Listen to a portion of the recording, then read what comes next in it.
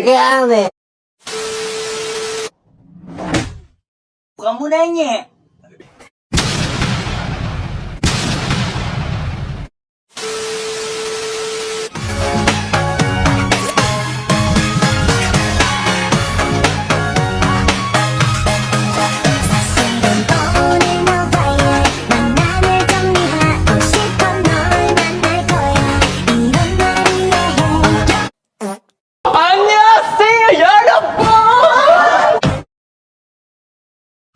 你爱我，我爱你，我是本萨条咪。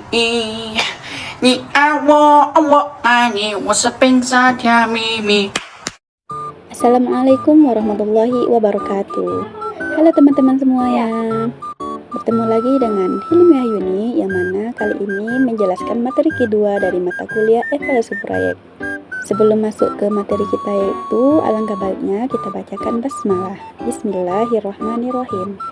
Baiklah, kita akan masuk materi yang pertama yaitu theme value of money, yang mana konsep nilai waktu uang atau disebut dengan TVM merupakan hal yang penting dalam literatur akuntansi dan keuangan karena telah menjadi elemen dasar dalam sistem keuangan saat ini.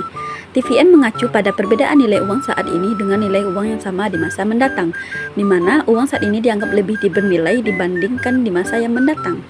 Selanjutnya ialah perhitungan future value dan present value. Dalam konsep TVM menunjukkan bahwa keputusan estimasi nilai uang yang kurang tepat dapat mengakibatkan ketidaktepatan pencatatan akuntansi dan berpotensi menimbulkan kerugian dalam pelaporan keuangan, yang dikutip oleh et al. Tahun 2021.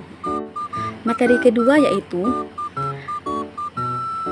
net present value atau disebut dengan NPV, ialah selisih antara nilai saat ini dari arus kas yang akan diterima dengan nilai saat ini dari arus kas yang akan dikeluarkan pada periode waktu tertentu.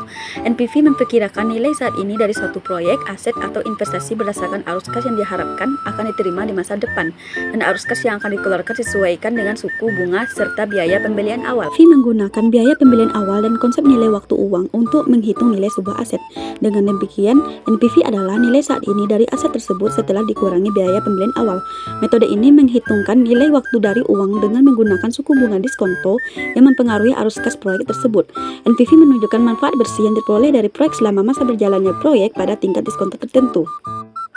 Perhitungan NPV dilakukan dengan mengurangi total arus kas yang diperoleh dari proyek setiap tahunnya, yang kemudian dinilai dalam nilai saat ini dengan menggunakan tingkat suku bunga diskonto dari nilai investasi awal proyek tersebut.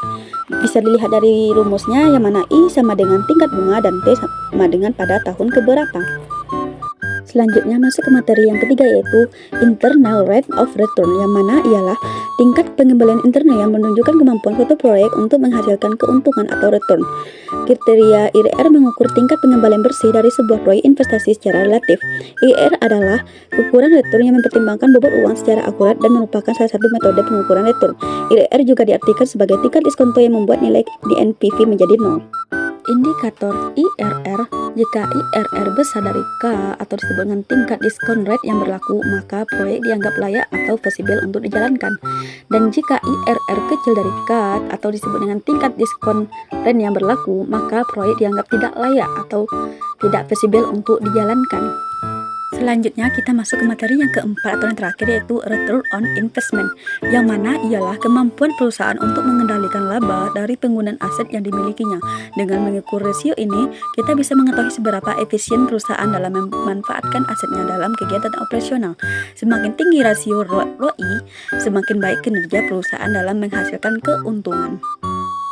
Selanjutnya, ROI merupakan rasio yang menunjukkan seberapa besar laba bersih yang diperoleh perusahaan jika diukur dari nilai asetnya.